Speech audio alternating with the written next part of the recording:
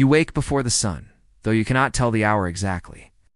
There is no glowing clock by your bed, only the damp chill of morning and the thick smell of the previous night still clinging to the walls. You are in the 17th century now, and here, time is not told by digital displays, but by church bells, roosters, and the undeniable scent of unwashed bodies stirring in their sleep. Your nose wrinkles before your eyes even open. The smell of humanity earthy sour, lived in wafts from the straw mattress beneath you. You shift slightly, feeling the coarse wool blanket scratch your skin, a texture as familiar as it is unkind. Another neighbor scolds a child for tracking in mud or, perhaps something worse. The air is thick with odors you can name and some you cannot. Socks, too, are rare and precious, often more whole than cloth. Your toes curl against the cracked soles as you lace them up. You take one last sniff of your room before heading out. No soap, no shampoo, no deodorant sticks, promising fresh alpine breezes. Your nose has learned to swim in these waters to pick out what matters. The comforting smell of fresh bread baking 2 streets over. The warning temps of spoiled milk in the marketplace. The smoky warmth of a neighbor's hearth. Just the honest scent of human life tangled with the city itself. The mingled scent of body odor, smoke, damp wood, and human waste follows you like a loyal dog. Another day in the 17th century. Another day of glorious, undeniable stench. Coal smoke mingles with rotting vegetables, stale beer, the musky breath of livestock. A tanner's workshop is just down the way, filling the air with the acrid bite of urine-soaked hides and lime. And beyond that, the fishmonger already spreading his unsold wares from yesterday across the stalls. The fish smell, you think, is almost comforting. At least it reminds you of the sea, distant and unreachable though it may be. And underneath it all, like the bass line of an invisible orchestra, the human smell. Thousands of unwashed bodies packed into cramped streets, sweating, digesting, fermenting their way through the day. Laundry is a rare indulgence, and your blanket bears the layered memory of many cold nights and sweaty afternoons. You are one of them. You, too, have not bathed in weeks. Why would you? Bathing is dangerous, you have heard. The doctors say that water opens your pores, lets in illness, invites disease. Better to keep your pores tightly shut, sealed beneath layers of oil, dust, and sweat. Soap is harsh, water is cold, and illness waits in every draft. So you go unwashed, protected by your own natural shield. It smells of smoke, sweat, and the faint but constant scent of mildew. Outside, somewhere beyond your wooden shutters and narrow street, the city is beginning to stir. You hear the clatter of chamber pots being emptied into the gutters below. Somewhere nearby, someone has died, and the body has not yet been claimed. Perhaps it lies in a shadowed doorway or tucked beneath a stair. The city is full of forgotten people and the smells they leave behind. The morning ritual. Splash here, a shout there. You listen closely, you can almost hear the collective sigh of the street as yesterday's waste meets the cobblestones. There is no sewage system beneath your feet, only the winding streets and the people who share them with rats, dogs, and the endless trickle of human refuse. But this too is ordinary, expected. You rise and stretch, wincing as your joints crack like dry branches. Perhaps you should wash your face, you think. But the basin in the corner holds yesterday's water cloudy now. With a thin film of dust and soap scum floating on the surface, you chuckle softly as if there were any other option. Laundry's an ordeal. A boiling, scrubbing, and drying in the uncertain sun. So you, like everyone else, wear your clothes until they protest. A little sourness under the arms, a whiff of last week's stew clinging to your sleeve that is not a flaw. That is simply life. You dip your fingers into it anyway, splashing your cheeks with water that is neither warm nor particularly clean. No steamy showers humming behind closed doors. In this century, water is not your friend.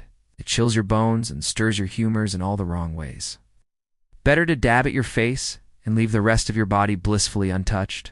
You sniff your own shoulder, still wearing yesterday's linen shirt. Outside your window, a neighbor hawks a loogie onto the street below. But you do not judge them. You fumble for your shoes' stiff leathered things that you slip on without socks. You open the door and step outside. The street greets you not with sunshine, but with another smell, sharp and immediate. A gust of wind blows through the alley, stirring the stagnant air. It brings with it a sudden sharpness, the unmistakable scent of death. You keep walking. This is your world, and yet strangely it doesn't offend you. You barely notice it, in fact. The rest, just background noise. You scratch your beard or your scalp, or maybe just the back of your neck and smile faintly. And so you walk on.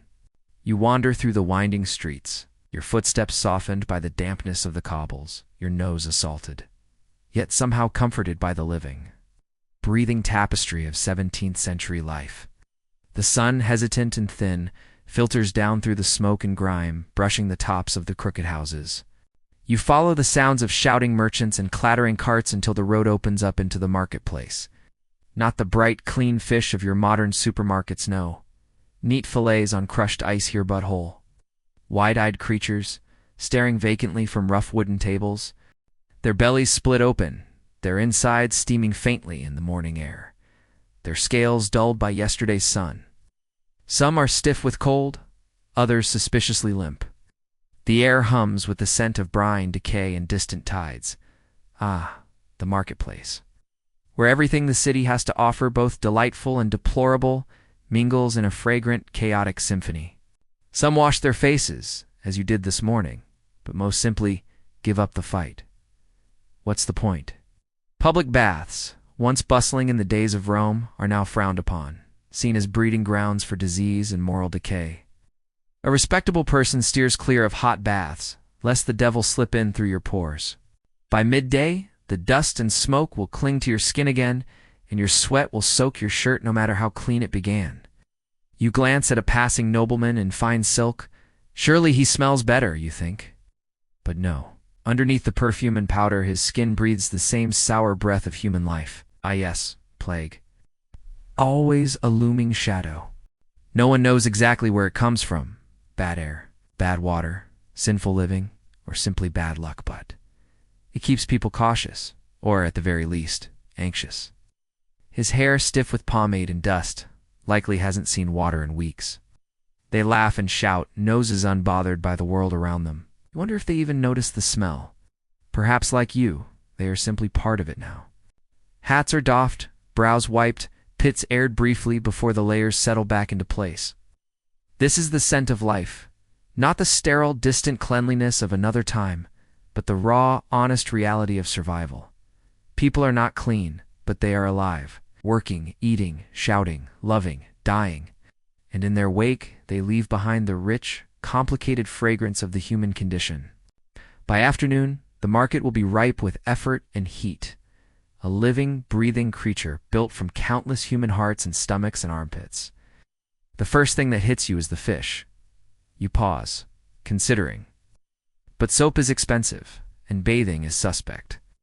Better to save your coin for bread. Cabbages with outer leaves curling brown, carrots still crusted with dirt, apples bruised but sweet underneath. Perfumes and herbal sachets tucked into sleeves and pockets offer a fleeting reprieve. Here a man stirs a pot of hot broth, its steam carrying the savory promise of dinner.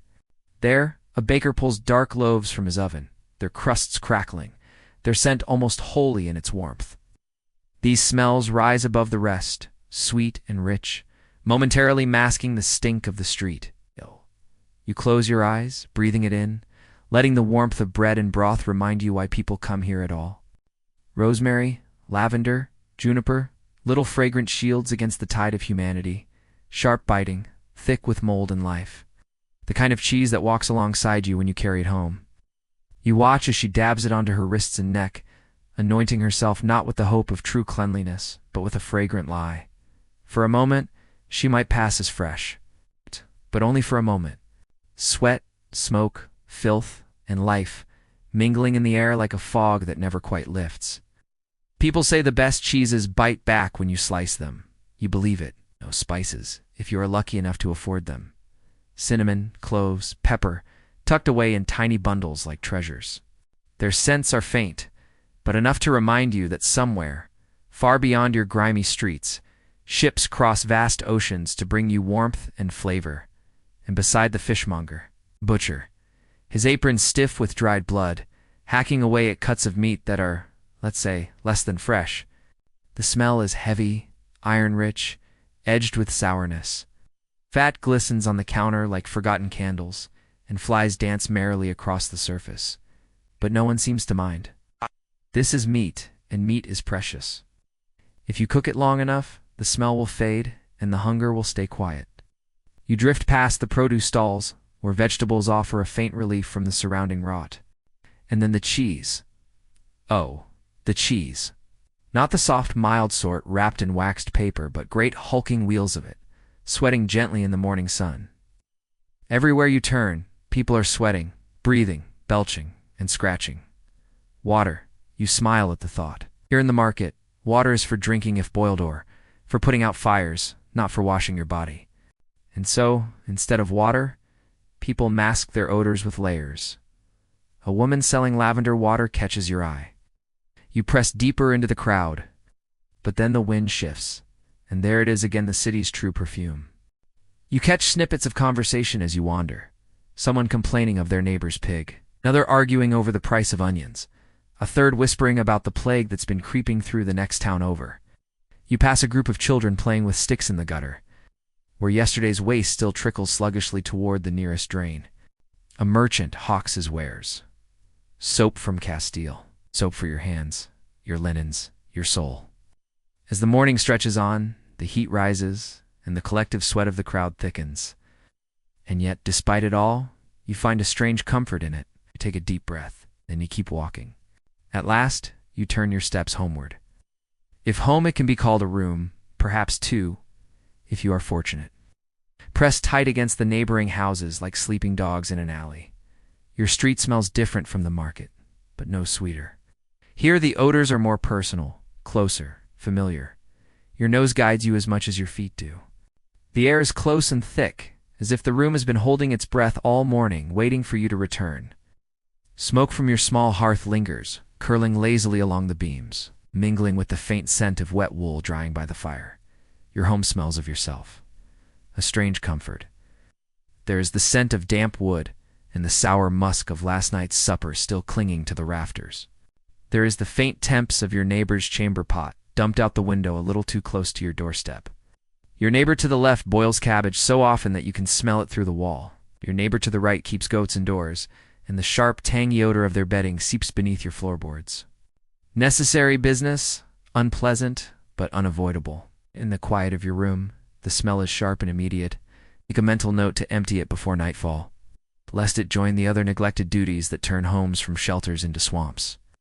Even the cats smell different here, musty and wild, their fur steeped in chimney soot and fish bones. But they too belong. But for now, it stays beneath the bed, a silent, steaming reminder of your humanity. Above you, someone smokes pipe tobacco so fiercely that the entire staircase carries its sweet, biting perfume. You gather your modest provisions, a heel of bread, a sprig of thyme, a shriveled onion that has seen better weeks. You toss them into a pot with yesterday's broth, the smell of which already promises a kind of comfort. As it heats, the steam fills your tiny home, pushing back against the harsher smells. The smell of home is not perfect. It is not fresh or bright, but it is familiar. But for now, you let the day rest. And in this world, familiarity is a kind of safety. The sour, smoky, human scent of your life. For a brief moment, your room smells almost warm, almost kind. The street below is alive with sound and scent. A washerwoman beats linens against a stone trough, though her efforts seem as futile as yours. The water she uses is brown and cold, drawn from a river that carries every upstream town's filth straight to her doorstep. Somewhere, a stew is bubbling turnips, maybe onions, perhaps even a scrap of pork if luck was kind. The scent drifts upward in lazy spirals, making your mouth water despite the bitter smoke that wraps around it. Hunger is stronger than revulsion, always, but she beats the cloth anyway. Perhaps it is not about making things clean, but about trying. You wrinkle your nose, but you keep walking. You are not surprised, now faded and dusty. And a cracked cup holding a dark, bitter liquid that passes for ale. None of it is clean, exactly.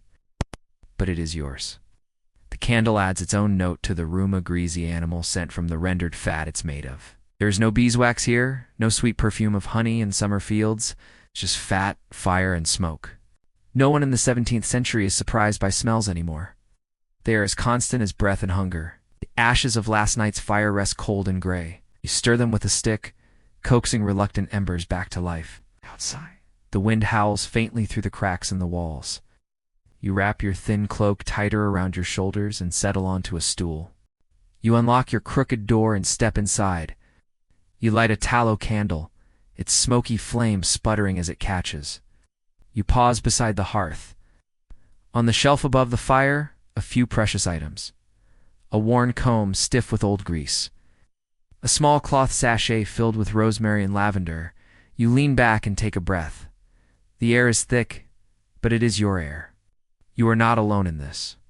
Across the city, others sit in their rooms just like this, smelling the same hearth smoke. It's the same sour linens, the same human exhaustion that comes from living in a world without soap and steam and sterile tiles. It binds you together, this shared stink, like a great invisible thread. But not everything stinks the same. Each home has its own signature, its own scent story written in wood smoke and sweat. You smile faintly. It is a strange symphony, this life. But it is your music. You rise again and reach for the chamber pot beneath your bed. You crack open the shutters, letting a thin line of gray daylight slip inside. You watch a cat slink past, tail flicking, paws soft on the wet cobbles. Your stomach growls, reminding you that smell is not only a curse, but a blessing. And so, with a sigh, you decide to cook. Almost clean, but only almost. For beneath the soup's steam, the old smells remain quiet, patient, unbothered by your small rebellion against them. You sit again, watching the fire, feeling your stomach settle as the soup simmers. Tomorrow, the streets will smell the same. Tomorrow, your shirt will still carry the ghost of today's sweat. Tomorrow, the chamber pot will need emptying again. Lean back, close your eyes, and breathe it all in. Somehow you smile. As the day stretches on, the sun climbs higher, and with it rises the heat that stirs every pore, every wrinkle of fabric, every damp corner of your body and your neighbors alike. You feel it first beneath your arms, a subtle dampness blooming against the linen that clings to your skin. Every person you pass wears their own small cloud of effort and exhaustion. The baker sweats over his oven, the blacksmith wipes soot and salt from his brow, and even the ladies in silks, those carefully powdered creatures, carry the subtle perfume of discomfort beneath their rosewater and lavender oil. The air inside is thick with scents: sharp rosemary, sweet marjoram, pungent garlic, and the bitter tang of dried valerian root. For a moment, you are almost overwhelmed, but beneath it all, there is something familiar. The smell of bodies that have passed through this door before you, leaving their mark on the worn floorboards. The nobleman passing in his carriage trails a cloud of ambergris and civet, musky, shockingly expensive. Okay. It clings to his velvet and lace, trying valiantly to drown out the human beneath. Civet, of course, comes from the glands of a wild animal. You wonder briefly if anyone has told him. You are tempted. Your face feels coated with dust and heat. Horses sweating beneath their harnesses, raw sewage. Running beneath the street and the faintest whisper of wildflowers blooming beyond the city walls. Modern noses would wrinkle, recoil, retreat, out. But your nose is no longer modern. It has grown wise. No, you do not rush for soap that does not exist, for a bath that would do more harm than good.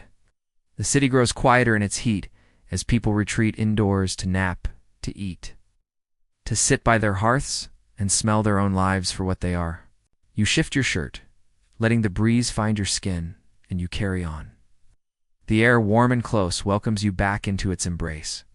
It has learned to find the difference between bad and normal, between rot and life, between what is dangerous and what is merely human. You breathe it in because you have no choice, because this is your air, because to live in the 17th century is to share your breath with everyone else.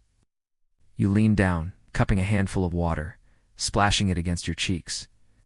It is cold and sharp, like a slap, but it does little to wash away the deeper layers of the day. Still, you feel faintly better, refreshed, if not clean. Then along your back, where your shirt sticks like wet parchment. The soap burns her hands, cracks her skin, but it lifts some of the grime from the cloth. Not all, never all, but enough. She wrings the water from the fabric, and the muddy suds spill into the street. where they mingle with the rest of the city's refuse. Odor be gone, they cry, shaking tin flasks at passers-by. A cure for the foulness of the flesh. You doubt their wares work any better than the rosemary in your pocket, but hope is its own perfume in this century. You cannot banish the stench, but you can mask it, coax it, disguise it like an old stain hidden beneath fresh paint. The rest of you make do with rougher bars, harsh on the skin and scarce in supply. You scrub your hands now and then, but rarely your whole body. That is a task left for illness, or perhaps a wedding. It is a slow, steady reminder that your body is very much alive and very much human. You are not alone in this. Look around. Ah, perfume. There's an art to smelling less bad in the 17th century, though true cleanliness is beyond your reach. It will not stop the sweating, nor will it erase the scent of 3 unwashed weeks from your shirt. But perhaps for a moment, it will soften the air around you. Perhaps today you visit the apothecary. You step through his narrow door, where dried herbs hang from the beams, brushing your shoulders as you pass. The apothecary greets you with a smile that knows too much. He offers you a vial of rosewater, too expensive. Or perhaps some cloves to chew between your teeth, sweetening your breath for a few short minutes. He suggests sage leaves to rub into your scalp, mint to tuck beneath your collar, lavender to scatter beneath your mattress. Remedies for a world that cannot be washed clean. You leave with a small pouch of dried herbs, lavender and rosemary, bound together with twine. You walk on, feeling the sun warm your shoulders. Around you, people carry their own fragrant battles. Nearby, a washerwoman bends over her basin, scrubbing linen against a washboard with lye soap and elbow grease. Soap itself is a luxury, after all. True Castile soap, imported and pure, is something for the wealthy. And then there are the desperate ones, the street peddlers, who hawk dubious powders and miracle bombs. You pause beside a fountain, one of the few in the city. Its water trickles sluggishly, green with algae, but children splash their faces in it anyway. A passing wind stirs your hair and brings with it another wave of the city's perfume. Roasted meat from a tavern, you smile faintly. And so, when you smell yourself in, you do not panic. The sun is beginning its slow descent now, pulling long shadows across the cobbles. You wander home again, your pouch of herbs tucked into your pocket, your shirt a little damp, your face a little cooler. And as you sit once more beside your small fire, you realize something strange. For all its foulness, its filth, its pungent honesty, this world does not disgust you. It simply is.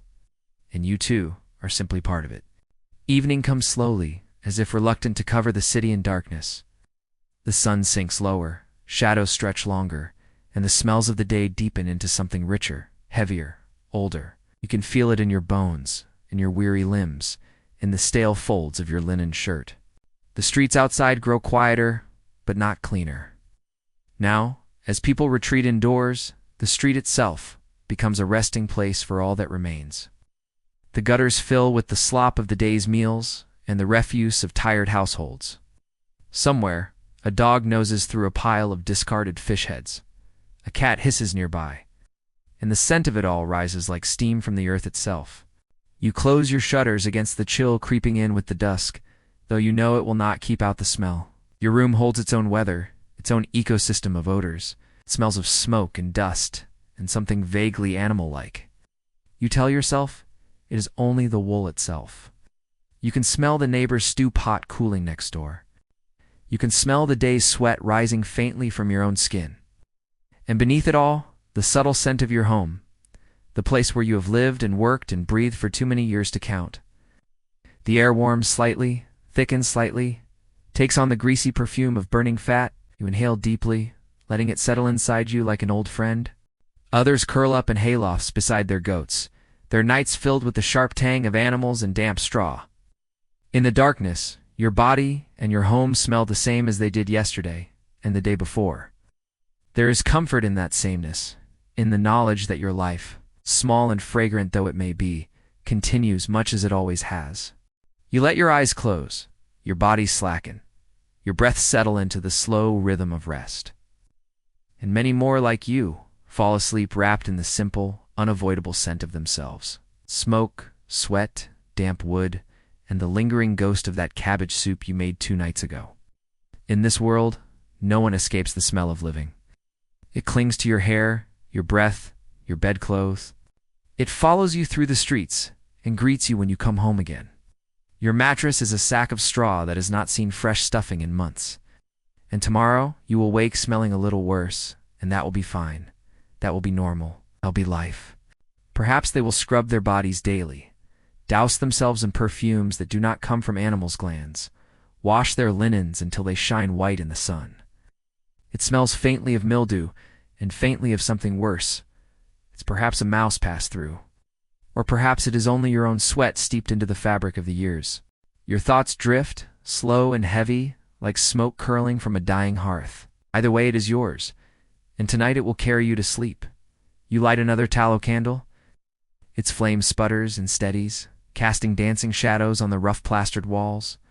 Just this, and the comfort of familiarity. You scratch your arm absent-mindedly. A flea, perhaps, or maybe just the itch of skin that hasn't seen soap and water in too long. You will scratch again in the night, and again in the morning, and life will go on. It is time for rest, though it is not rest as you might wish it. You lose count halfway through. It hardly matters.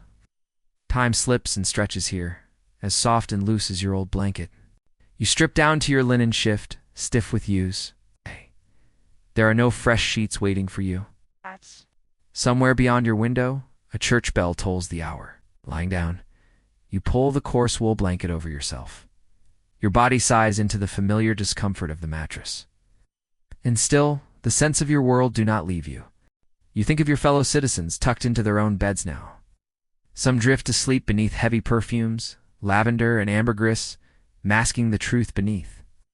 It is a strange kind of community, bound not by touch or words, but by the shared reality of human existence.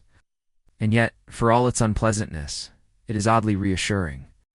You shift beneath the blanket, pulling it tighter against the chill that creeps in from the street. Perhaps one day, they will invent a world where people smell of flowers and oceans and breezes that have never touched a chamber pot. But that day is not today. Today you are as clean as anyone can hope to be. The candle gutters and fades, leaving your room in gentle darkness. And in the stillness, the smell of smoke and sweat and life lingers softly around you, cradling you like an old, familiar lullaby. And so you sleep. The morning arrives, not with birdsong, but with the sharp, wet slap of a chamber pot emptying onto the street below. You wake to the splatter and the grunt of your neighbor as he pulls the shutters closed again, sealing the scent outside or perhaps trapping it inside. Your body is stiff from sleep and from years of hard work, and your linen shift has gathered the dampness of your sweat beneath the blanket's heavy weight. Cold, damp, and slightly moldy, like the underside of a stone turned over in spring. The fire has long since gone out, leaving the hearth cold and sulking. The room smells of yesterday's smoke, mingled with your own restless dreams. You sniff the air. Yes, still the same. A bit more sour, perhaps. A bit more lived in. You stretch beneath your rough blanket, its smell now comfortingly familiar, like an old dog at your feet. You swing your feet onto the floor and wince at the chill of the morning air. You don't bother changing it yet. No one else is. Its folds trap the scent of every alley you've walked through, every cookfire you've passed, every hand that has brushed against you in the market crowd. You wear it like a second skin. The streets are filled with men and women wearing the same garments day after day, until the cloth, which itself remembers the shape of their bodies. There is a crust of bread hard, but edible, and a bit of cheese that smells almost stronger than your armpits. You splash your face too, just to feel a little less like a relic. The water is cold and thin, and not nearly enough to peel away the layers of yesterday, but it will do. The waste from yesterday still lingers in the gutters, mingled with the fresh deposits of this morning. He smells expensive, but not clean. Beneath the layers of powder and perfume, he too is human, sweating beneath his finery, skin never truly washed, only masked. Here the scent of rot is stronger wood damp, with years of rain and waste. The faint scent of rats living their parallel lives just out of sight. You walk quickly, pulling your cloak tighter around your shoulders, though the smell still slips beneath its folds, and fills its homes with citrus and pine. To you, it is simply the scent of life, continuing as it always has. But it passes quickly, swept away by a gust of wind carrying the scent of tanning leather and burning coal. You breathe it all in, the sweet, the sour, the strange, the human. Horses trot past, their hooves clattering, and their droppings steaming faintly in the cool air. For your cloak. For your chamber pot, he cries. You smile faintly. Purchase a small bundle and tuck it into your pocket. It won't erase the smells, but perhaps it will remind you that sweetness still exists. A fishmonger lifts the day's catch onto his stall, and the sharp, salty temps of fish mingles with the sour stench of rotting vegetables discarded nearby. The water splashes into the street, briefly washing away the grime before settling into the nearest gutter. You step carefully to avoid the suds, though some catch your boot anyway. Almost. You cut a piece with your dull knife, and as you bring it to your mouth, the sharp temps of the cheese makes your nose wrinkle, but your stomach grumble. Hunger wins, as it always does. Breakfast waits for no one, and you shuffle toward your humble kitchen corner. Footsteps slap against the cobbles. Carts rattle over the uneven stones. Voices call greetings and insults in equal measure. A dog barks, sharp and sudden, and then you hear the faint, unmistakable splash of another pot being emptied from an upper window.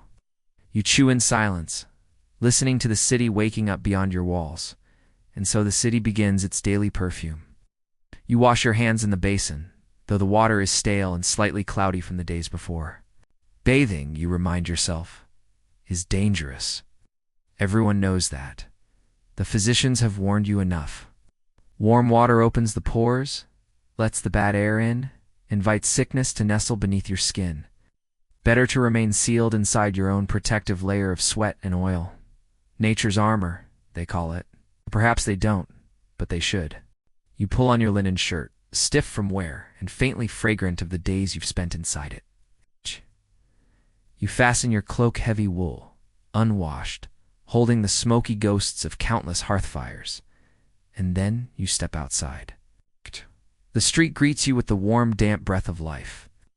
You pass a baker's shop, and for a brief golden moment the world smells only of warm bread, sweet yeast, and comfort. You walk on, nose unwrinkled, heart unbothered. This is simply the world you live in. You pause at a street corner where a seller hawks small sprigs of rosemary and thyme. For your home. Down the road, a woman throws a bucket of soapy water across her doorstep, a rare and valiant effort at cleanliness. A passing nobleman strides by, powdered wig perched on his head, his face pale with lead paint, his coat stiff with musk and lavender water. You turn into a narrow alley where the sun barely reaches, and the air feels thicker, more secretive. At the alley's end, the city opens again, spilling into another marketplace, another tangle of voices and lives. Because this is your world, while it may be foul to some distant future that scrubs its skin raw, and so you walk on. Later in the day, with your stomach rumbling and your nose filled once again with the city-esque blended perfume of life and decay, you find yourself drifting toward the apothecary's shop. Perhaps curiosity brought you. Perhaps the faint hope that anything might soften the edge of your personal aroma, now ripening gently beneath your layers of linen and wool. The air is crowded with dried herbs strung from the ceiling beams. Sage, thyme, lavender, mint-old soldiers in the endless battle against human smell. Jars line the shelves, their contents floating in cloudy oils, odd roots, shriveled fruits, and substances whose origins are better left unasked. The apothecary's door creaks open on rusty hinges, greeting you not with warmth but with a sharp slap of scents so thick they almost have weight. His robes smell of dust and cloves, his beard peppered with flour from grinding powders. His fingers, stained with who knows what, flutter over his wares like a priest offering benedictions. Or perhaps just a little mint to chew, so the next time you open your mouth, the air does not recoil. The apothecary himself emerges from the shadows like a wraith. "Looking for something?" he asks, voice low, as though sharing a secret with you and the mouse watching from the corner. You hesitate? Are you looking for something? A cure for the unwashed soul? A potion to make your sweat smell like roses instead of horse stables? I need something for the scent, you say at last, a little embarrassed. The smoke, thick and fragrant, is said to drive out illness and, perhaps even the worst of the smells. Whether it works, who can say? But it makes the air different, and sometimes that is enough.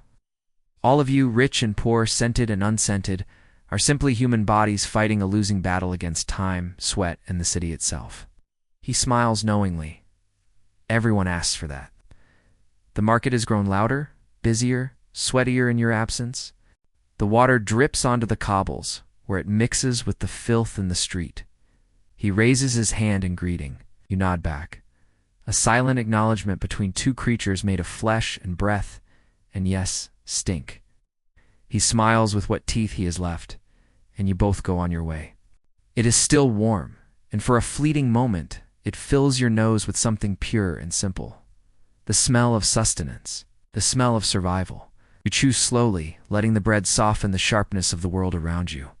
For a few minutes, it is enough. Even holy water cannot wash this city clean, you think. But still, the priest tries. You are learning, slowly, to carry the stink of your world with grace. You pause by a corner and dab a drop of the lavender oil onto your wrist. The scent rises, delicate and sharp. Beneath it, you still smell yourself, of course. But now it is layered. Human, ... with a hint of herb. They stink gloriously of boyhood, mud, sweat, stolen apples, and yesterday's shoes. They do not care. They have not yet learned to notice their own scent, nor to apologize for it. You pick up a small vial, holding it to your nose. Bread, roasting meat, coal smoke, and beneath it all, the restless breath of a city that never truly sleeps. A city that sweats and rots and feeds and carries on. The scent is sharp, almost medicinal, cutting briefly through the fog of your own odor. He leads you to a shelf where dusty bottles wait in line like tired soldiers. Rose water, lavender oil, vinegar infused with rosemary, clove tincture. This won't clean you, the apothecary says gently, but it will help you forget for a little while. Honesty, at least. The world outside will swallow it whole within an hour, 2, if the wind favors you. But for now, you allow yourself the smallest luxury. You hand over your coins, more than you should spend, but less than your pride would like, and pocket the vial. You know it will not last. He offers one last suggestion. Burn juniper branches in your home. You step back into the street.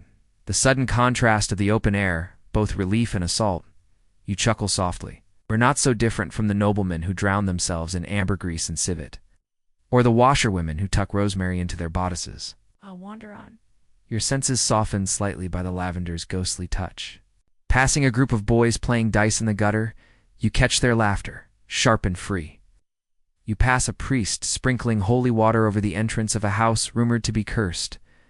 You pass a beggar curled in a doorway, wrapped in rags that have absorbed the very soul of the street. The sun dips lower, and the smells of the evening begin to rise again. You pause by a baker's stall and purchase a heel of bread. You take a bite, crumbs falling onto your tunic, already stained and faded. The lavender fades, the street returns, but you do not mind. And so you walk on, your pockets emptier, your heart no lighter, but your nose just a little more at peace. As evening deepens and shadows stretch across the worn cobbles, you find yourself drawn toward the warm glow of a neighbor's doorway. Friendship here in the 17th century is less about polite conversation and more about survival. You gather in small, smoky rooms, not for pleasure alone, but for the simple comfort of shared company. And of course, shared air. No one mentions the smell, for to mention it would be like pointing out the sky is gray or the bread is stale. It simply is. A pot bubbles over the hearth, a humble stew of beans and scraps, seasoned more with hunger than with herbs. The air around it offers a comforting perfume of garlic and onions, softened by the slow simmer of the fire. The door creaks open and the warmth of bodies greets you before the words do. You smell the boots drying beside the hearth, wet leather giving off its sharp animal bite.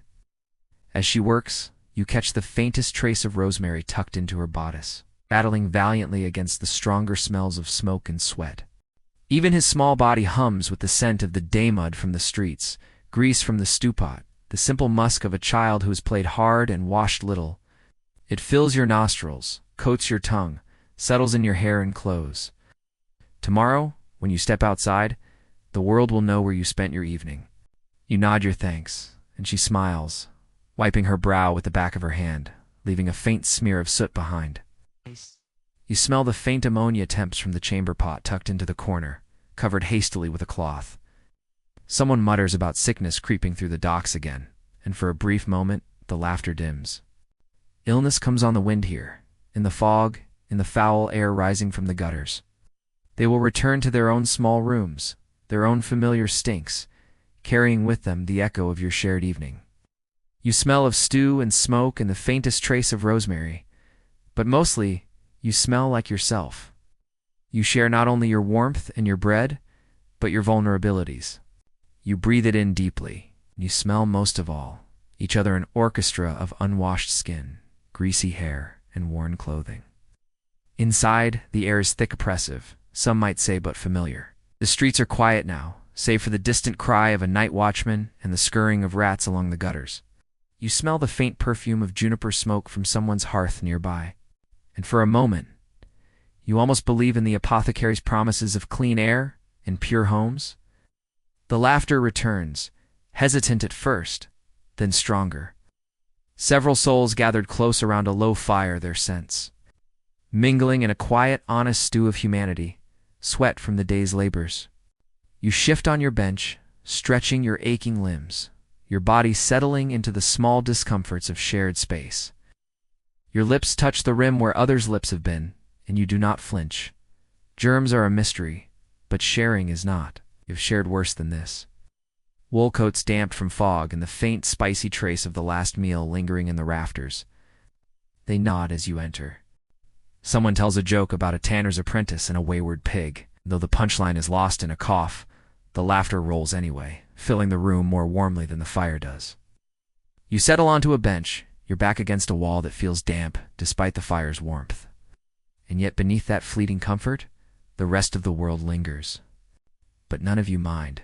There's laughter here, low and weary, but real. Hot. You sip from a shared mug, something halfway between ale and rainwater, and pass it on.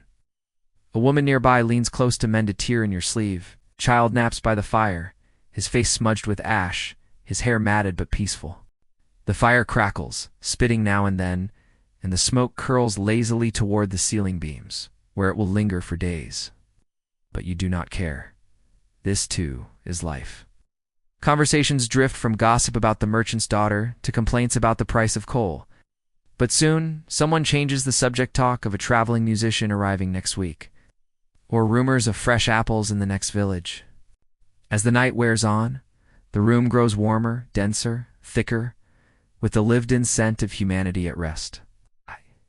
No scented candles here, no sweet incense. Just people, alive and breathing, imperfect but present. Eventually the fire burns low, and one by one your companions rise, stretching and yawning, pulling their cloaks tight around their shoulders. You stand as well, your body tired but content, and that you decide is enough. Stepping outside, the night air greets you, cool and damp and carrying the faint scent of river water mixed with chimney smoke. It is strangely refreshing. You walk home slowly, your footsteps softened by the night's hush. At your door, you pause, but you smile to yourself. You know better. Clean or not, this is your world. And for all its smells and stains, you would not trade it. You step inside and close the door, letting the warm, familiar air wrap around you like an old friend. And so, you rest. But not every scent in the 17th century is harmless. Some smells are warnings. Bye. Some cling to the air like ghosts with unfinished business. It begins quietly, as it always does. A neighbor's cough that won't stop. A faint sourness in the air of a crowded room. The way people give each other just a little more space than before, though not much, for the streets leave little room for caution. You notice it when you pass the tailor's house. His shutters are drawn tight, though. They are usually flung open, welcoming light and laughter. Outside, the air carries something faint but unmistakable. The sharp metallic sting of sickness, sickness in the wind. The human body, when it begins to falter, releases its own kind of smoke, invisible but pungent. You cannot describe it, but you know it when it finds your nose, and so do the others. You hear whispers in the market. It's the bad air, someone mutters, clutching a sprig of rosemary to their chest, as if it were armor. No, another argues, voice low. It's the humorous out of balance. 8 spoiled meat, I heard. The city tightens its belt against the rising fear. People stay home when they can, windows shuttered, streets quieter. Still the smell lingers, the smell of bodies fighting a losing battle. Still another offers a quiet prayer to Saint Sebastian and drops a coin in the poor box, just in case. Inside, you know the air is thick, unmoving, heavy with sweat and fear and the metallic temps of fever. Pray for the sick, he calls, voice flat. Pray for the dying. How quickly the extraordinary fades back into the ordinary. He sells you a bundle of dried rue and tells you to boil it in water and inhale the steam. You lean over the steaming pot, eyes stinging, lungs filling with something sharp and green. They roast meat until its scent fills the street and briefly drowns the sharper, crueler smells of illness. You cough, wipe your sleeve across your face, and wonder if this is what healing feels like. You nod, though you know it won't cure anything. But the act itself, the ritual of boiling, breathing, believing, brings a kind of comfort. No one knows what causes it. They only know how it smells. You pull on the same linen shirt, stiff with yesterday's effort. And you tie the rosemary sprig to your belt, not because you believe it will save you, but because it feels like a small rebellion against the invisible things that try to take your joy. You tighten your cloak and walk on, but the fear follows you like a second shadow. The apothecaries sell more herbs, now wormwood, sage, juniper bundles to burn and scatter across thresholds. Some households hang onions from their windows, their sharp scent meant to cut through the miasma. Others burn vinegar in clay pots until the acrid fumes drive even the healthy from the room. But you, like most, simply endure. You visit the apothecary again, and this time his shelves are emptier. That night, your room fills with the bitter scent of rue. The sickness spreads, as it always does. Quietly, invisibly, through breath and touch and air shared too closely in cramped rooms. You pass a house where a black flag hangs by the door. The plague, perhaps, or something like it. The night watchman carries his bell, ringing it softly as he passes. But even sickness becomes part of the fabric of life. People grieve, and then they gather. They laugh in defiance. They drink ale that smells of yeast and smoke. And in time, the fear softens. It always does. People must eat. They must work. They must live. You find yourself one morning laughing again at the market, nose wrinkling at the usual smells of fish and sweat and overripe cabbage. You wash your face in the basin, cold and sharp as ever. The city breathes on, and you breathe with it. It is not a clean breath, but it is yours. And so the days pass, each one scented with its own quiet burdens. You wake to the sour temps of your own body, the sharp smoke of your hearth, the earthy musk of damp walls and wet wool. The tanner's yard still stinks of stretched hides and urine. The butcher's alley still leaks the metallic scent of fresh-cut meat. The baker's corner, sweet with warm bread, still offers you a fleeting moment of peace before it is swallowed again by the wind. And yet none of it surprises you anymore. You have stopped fighting it.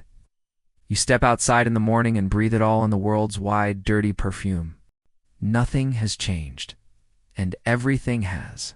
'Cause now, you no longer walk these streets as someone at war with the air. You walk as part of it. You are a thread in the city's vast tapestry of odors, a single note in its endless, discordant symphony. There is freedom in that, strange as it seems. They will scrub their homes with strange potions and fill their rooms with the scent of lemons they've never tasted, pine trees they've never seen. They will open little bottles of chemicals and call it fresh air. For life, real life has always smelled like this, like wood smoke and bread crusts and damp stone, like sweat and labor and food and bodies close together in the night. Your bed is no softer than before, your linen's no cleaner, but your heart is lighter. It does not wash the sin from the air, but it sweetens it for a while. That, too, is enough. The room settles into silence. Save for the faint crackle of cooling coals and the distant cough of a neighbor through the wall, you are simply living in it, as it is. That is enough. You pass a group of washerwomen, their laughter rising like steam from their washtubs, the soap on their hands sharp and bitter, the water brown and tired. You smile faintly at the smell of the hearth, the stew that bubbles faintly from 2 days ago. The dried herbs hanging limply above your door. They scrub because it makes them feel useful, not because they believe the stains will vanish. you understand them. You pass a priest, swinging a censer, filling the chapel with frankincense and myrrh. And when you step back into your home smoke-heavy, sweat-warmed, lived-in, you no longer flinch. This is your life, and it smells like it. Perhaps one day, far in the future, people will wash themselves every day, twice a day maybe. And perhaps they will wrinkle their noses when they think of your world, believing they are better for having banished its earthy smells. But they will be wrong in some quiet, essential way. They will miss it, even if they never know what it was they've lost.